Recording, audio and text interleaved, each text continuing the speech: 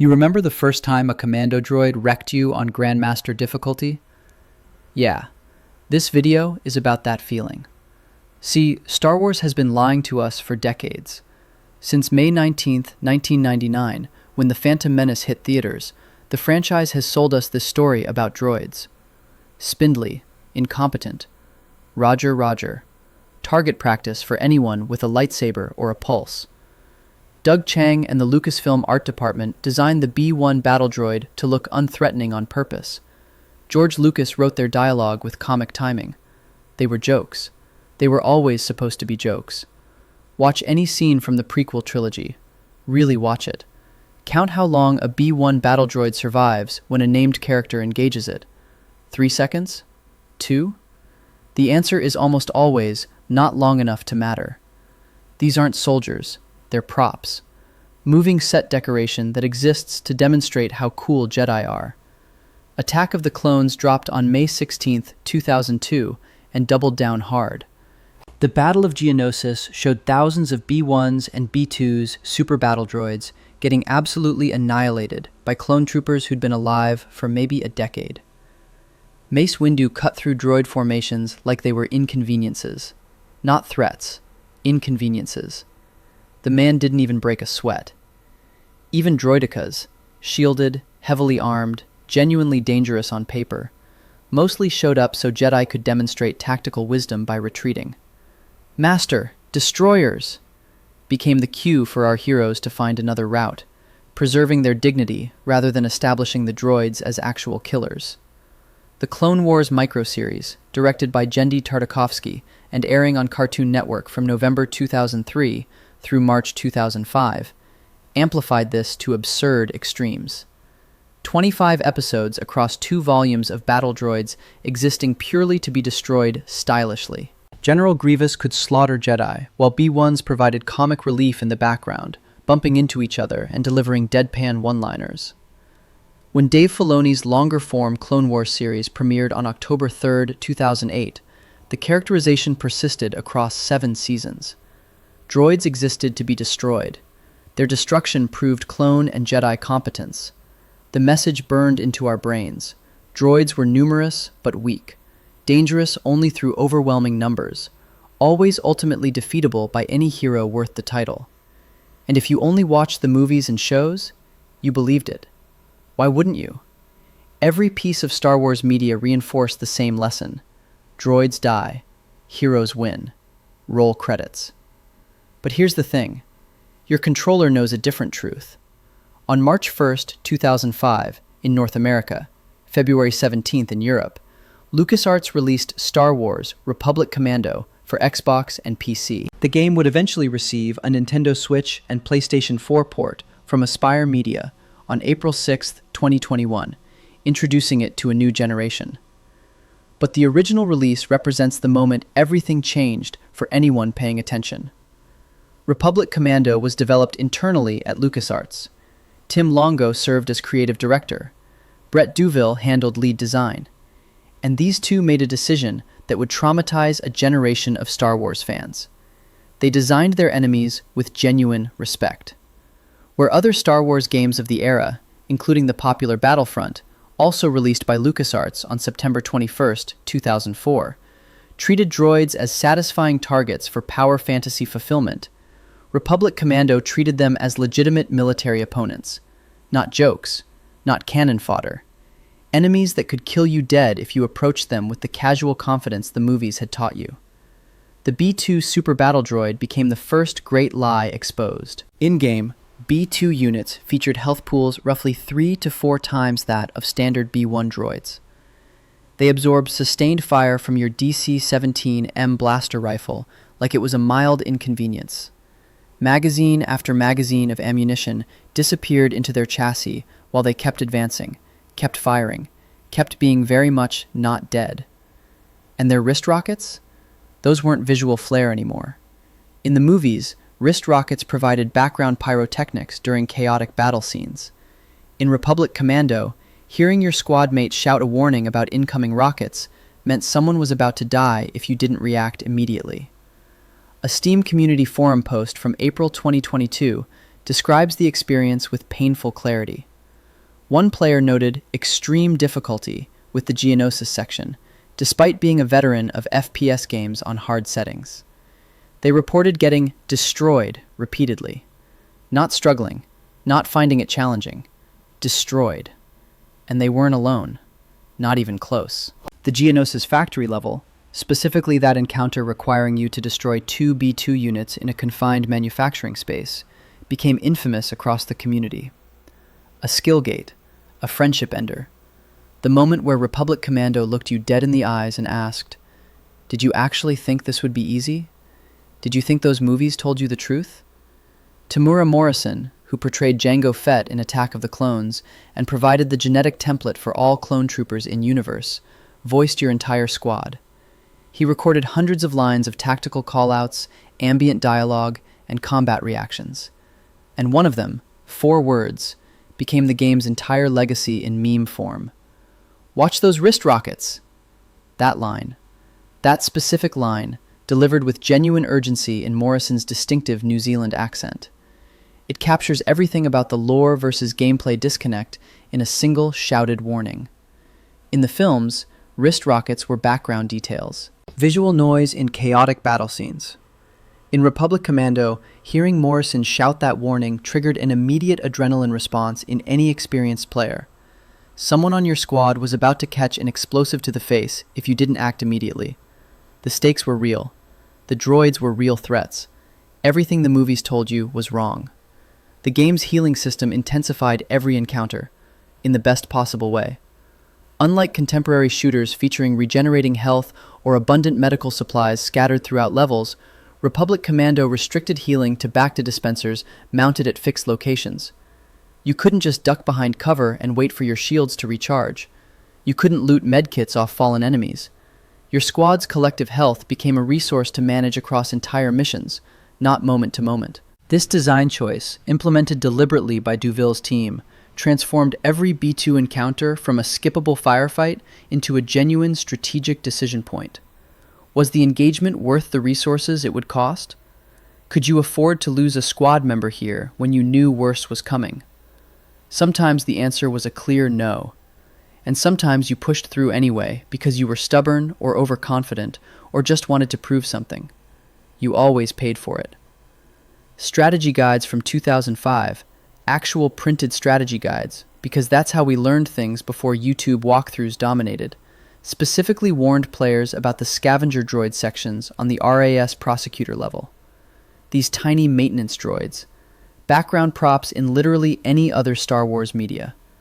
The guides recommended specific squad formations for these encounters, specific weapon loadouts, specific tactical approaches for fighting enemies that lore would classify as basically harmless. That's the thesis demonstrated in mechanical terms. When strategy writers feel compelled to dedicate page space to droids that canonical sources treat as maintenance units, something fundamental has shifted in the power dynamics. Republic Commando didn't just raise the difficulty, it rewrote the rules entirely. But let me be honest with you, and this is the part where I get a little nostalgic, so bear with me. Republic Commando was kind of it for a while. A long while. The years between 2005 and 2017 saw Star Wars gaming move in directions that de-emphasized tactical droid combat almost entirely. It's like the industry collectively decided that making droids scary was too much work when you could just make players feel powerful instead. Pandemic Studios released Star Wars Battlefront 2 on November 1st, 2005, offering large-scale multiplayer battles where individual droid threat levels mattered far less than team coordination and objective control. The single-player campaign had you playing as a clone trooper, mowing down droids by the dozen. Multiplayer let you be the droids, which fundamentally changes the relationship. Hard to fear what you control. Hard to respect an enemy when you spent last round piloting one. The AI in Battlefront 2 operated on completely different principles than Republic Commando. Pandemic designed their bots to provide satisfying targets in chaotic team-based encounters, not to challenge individual players with tactical decision-making. Droids spawned in predictable locations, moved in predictable patterns, and died in satisfying numbers. The game was excellent at what it aimed to be, but it wasn't trying to make droids scary. It was trying to make large-scale Star Wars battles feel epic. Different goal, different result. The Force Unleashed dropped in 2008 under Hayden Blackman's direction, and this game took the power fantasy in the opposite direction entirely. Starkiller, your protagonist, was canonically one of the most powerful Force users ever depicted in the franchise at that time. The entire point was feeling unstoppable. The TIE Fighter construction facility level became famous for letting players ragdoll entire formations of droids with single Force pushes. Battle droids weren't enemies in the Force Unleashed. They were physics objects. Props for demonstrating your character's ridiculous power level. You could grab a B1 with the Force, use it as a shield against blaster fire from other droids, then hurl it into its allies at lethal velocity. Satisfying? Absolutely. Terrifying droids? The exact opposite. B2 super battle droids appeared in the Force Unleashed as slightly more durable physics objects. They took a few more hits before ragdolling. That was the extent of their threat differentiation. The same droids that demanded careful squad tactics and resource management in Republic Commando became momentary speed bumps in a power fantasy. LEGO Star Wars games proliferated throughout this period, adapting the prequel trilogy and eventually the entire saga with their signature humor and cooperative gameplay. Droids in LEGO Star Wars existed to be destroyed in amusing ways, dropping studs for collection. The format inherently precluded treating them as genuine threats. You couldn't die permanently. You'd respawn instantly. The stakes were never real. Mobile games, browser games, the Old Republic MMO, none of them recaptured Republic Commando's specific formula of tactical shooter gameplay against meaningfully threatening droid opponents. The industry moved on. Droids faded back into their canonical role as cannon fodder. 12 years passed. A generation of kids who'd had their confidence shattered by Republic Commando's Geonosis levels grew up, got jobs, developed disposable income and nostalgia for games that actually challenged them. Meanwhile, From Software was quietly reshaping player expectations for difficulty in action games. Demon's Souls released in 2009, Dark Souls in 2011, Bloodborne in 2015, Sekiro: Shadows Die Twice in March 2019. The Souls-like genre trained an entire generation of players to expect and enjoy punishing difficulty. Deaths became learning experiences rather than failures. Challenge became a feature, not a bug. Dice's Star Wars Battlefront 2 launched November 17, 2017, under design director Dennis Branval. Graphically stunning. Large-scale Star Wars combat rendered in Frostbite engine glory. But the multiplayer framework inherently couldn't create scary AI opponents. When your primary adversaries are other players, NPC enemies become background elements at best. Droidekas appeared as playable reinforcement units, unlockable for 1,000 battle points. Rolling into battle as a droideka felt powerful, which meant being on the receiving end felt like a temporary inconvenience. You'd respawn soon anyway. The fear was gone, replaced by mild frustration when an enemy player got the drop on you. You cannot fear what you wield. You cannot respect an enemy you've personally controlled. The droideka mystique, carefully built across decades of lore suggesting these things could threaten Jedi, evaporated the moment players started unlocking them as reinforcements. But conditions were shifting. The audience had matured. Souls-like design philosophy had proven commercially viable. And Respawn Entertainment was about to remind everyone that droids could be absolutely terrifying. Respawn was founded in 2010 by former Infinity Ward leads Jason West and Vince Zampella after their acrimonious departure from Activision. They'd built their reputation on the Titanfall series, mechanically tight shooters with excellent movement systems, and Apex Legends, which dominated the Battle Royale space. For Star Wars, they brought in a secret weapon. Stig Asmussen had served as game director on God of War 3 back in 2010 at Sony Santa Monica. He understood third-person action combat at a fundamental level. Readability, challenge curves, player growth through mechanics mastery. When Asmussen joined Respawn to helm their Star Wars project, the combination of his design philosophy and Sekiro's commercial success created perfect conditions. Star Wars Jedi Fallen Order launched November 15th, 2019.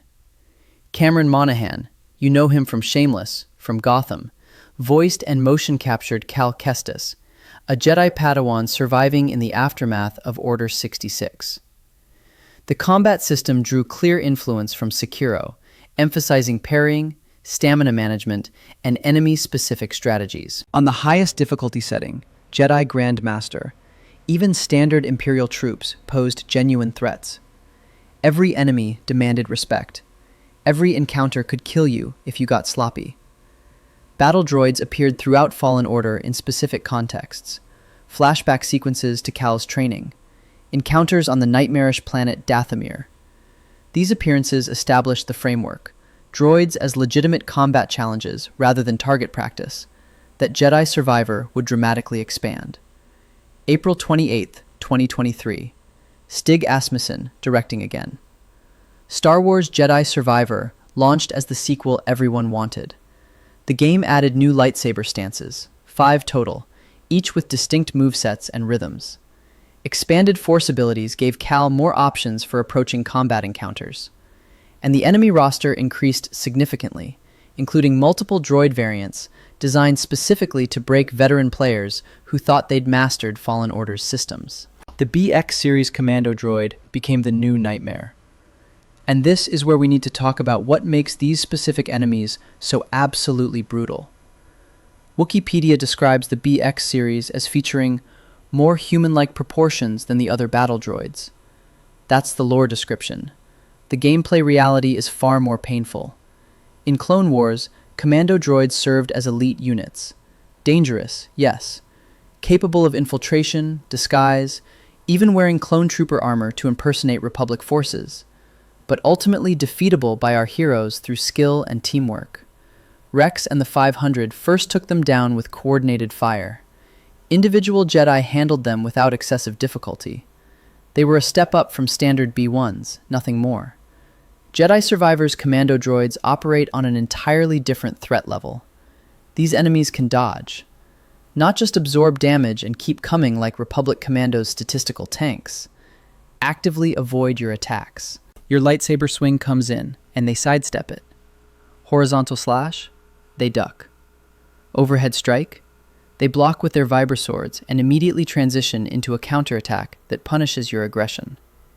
The vibrasword combat creates a rhythm completely different from any other enemy in the game. Most opponents in Jedi Survivor telegraph their attacks, give you windows to parry or dodge, and stagger when you land hits. Commando droids fight like they're playing the same game you are. They recognize your attack patterns, they adapt. They punish predictability with devastating counterstrikes. On Grandmaster difficulty, where damage values spike dramatically and parry windows shrink to frames rather than seconds, a single Commando droid becomes a genuine skill check. Not a mini-boss with a health bar and arena, just a standard enemy encounter that demands your complete attention. Mess up your parry timing once, eat a combo that shreds half your health bar. Try to button mash through, you're dead. Full stop. Community discussions across Reddit, Steam forums, and gaming communities documented consistent frustration with these specific enemies.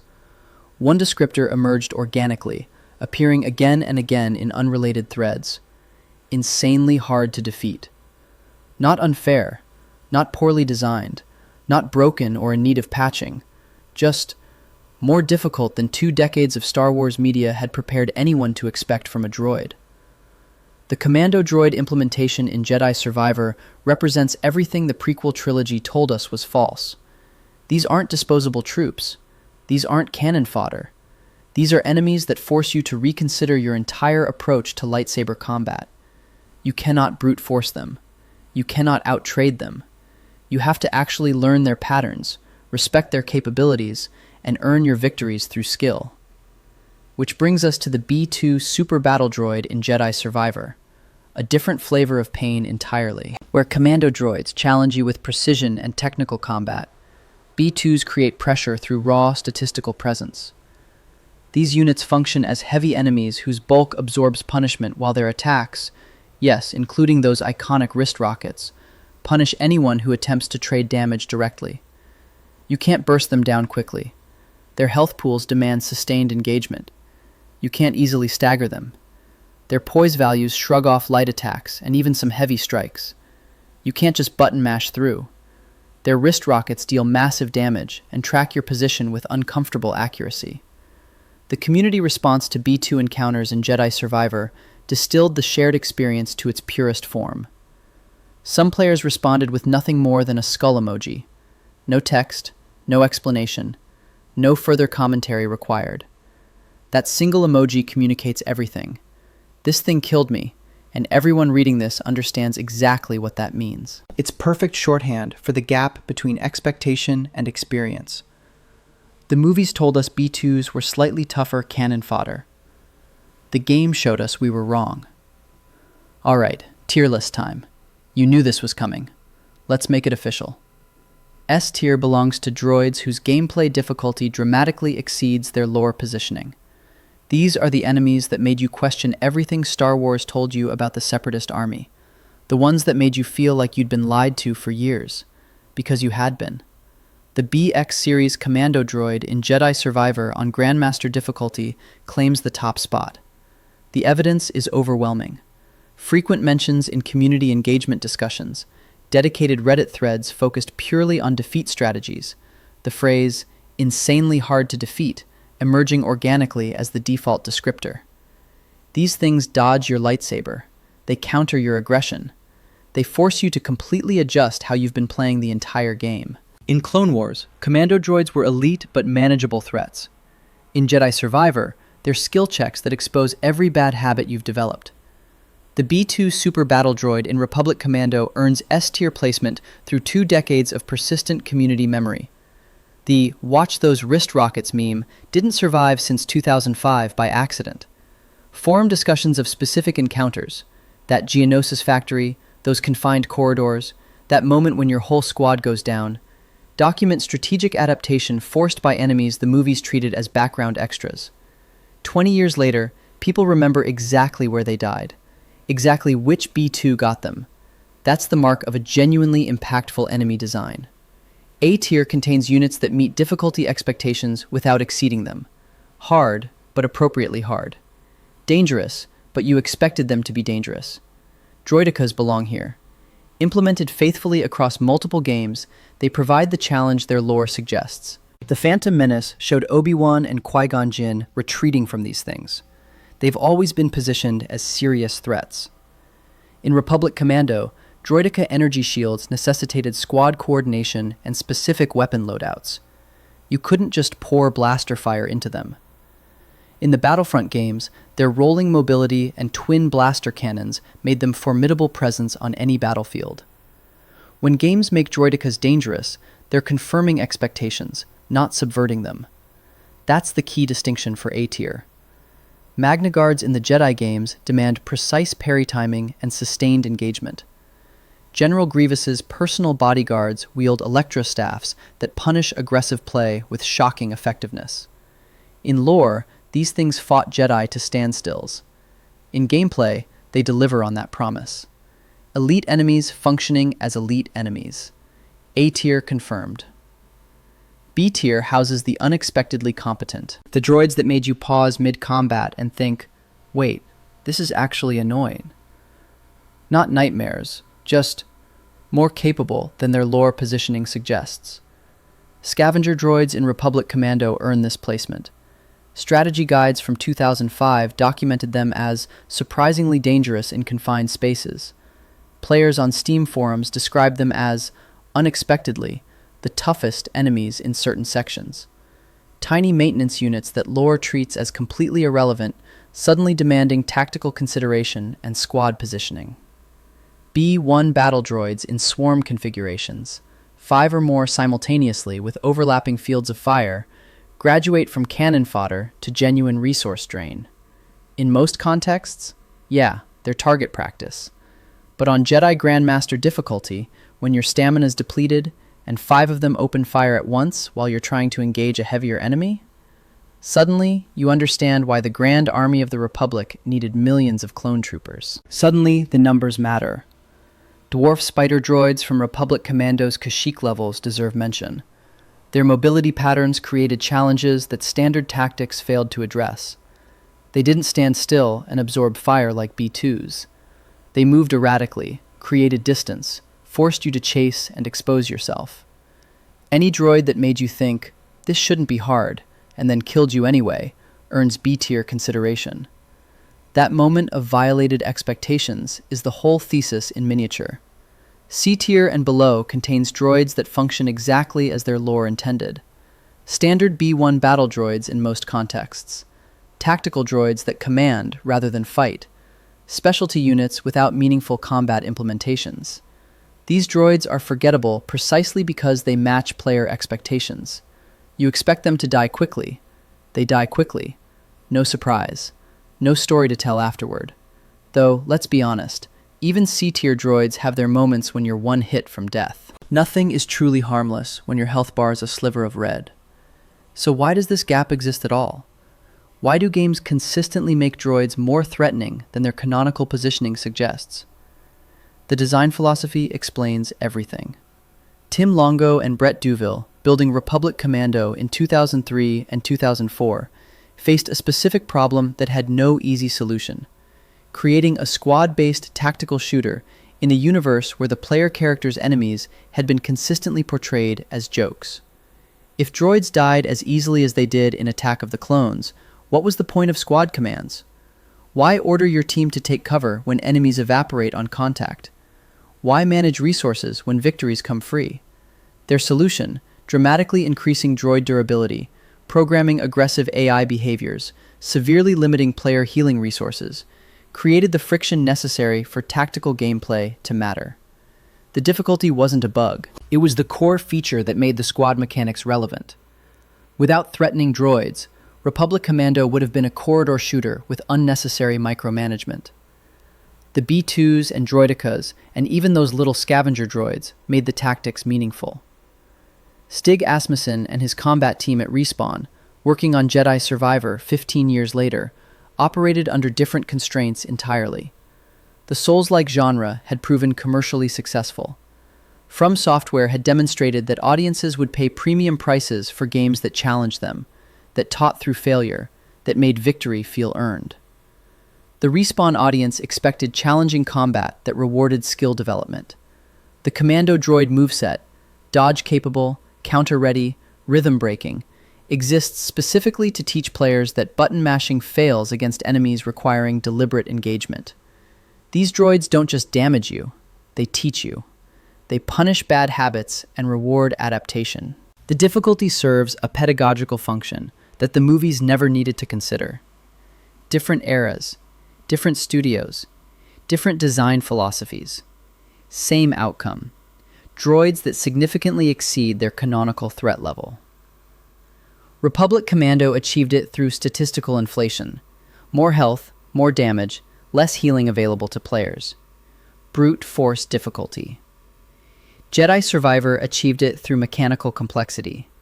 Enemies that require specific strategies rather than general aggression. Technical difficulty. But the player experience converges on the same cycle regardless of method. Frustration, adaptation, mastery, and a permanent shift in how you perceive these enemies. That convergence, documented across 2 decades of community discussions spanning forums, Reddit threads, Discord servers, and comment sections, proves the thesis conclusively. The games reveal a different droid hierarchy than the shows ever suggested. Your controller knows truths that Wikipedia cannot capture, because Wikipedia documents lore, and lore has never picked up a controller on Grandmaster difficulty. The shows told us droids were disposable, waves of targets for heroes to destroy stylishly, comic relief with blasters, Roger Roger, and nothing more. The games showed us we were wrong. From Tim Longo's design choices at LucasArts in 2005 to Stig Asmussen's combat systems at Respawn in 2023, Star Wars game developers have consistently elevated droid threats beyond their canonical positioning. Because games require meaningful challenge. Because tactical depth needs worthy opponents. Because a lightsaber means nothing if everything it touches dies instantly. And in the Clone Wars era, droids are what you've got to work with. So here's the real question. The one this tier list exists to spark. Where does your most hated Clanker fall? Which droid wrecked your day and still haunts your gaming memories years later? That Commando Droid on Kobo? That B2 in the Geonosis factory? Something else entirely that I didn't even cover? Drop your worst encounter in the comments. Argue with the rankings. That's literally what tier lists exist for. Tell me I'm wrong about the droidekas. Make the case for Magna Guards in S tier. Everyone who survived Republic Commando's difficulty spikes or ground through Jedi Survivor's Grandmaster mode has a story worth sharing, and I want to hear them. The next time you rewatch Clone Wars and see Anakin bisect a B2 super battle droid without breaking stride, you'll remember something.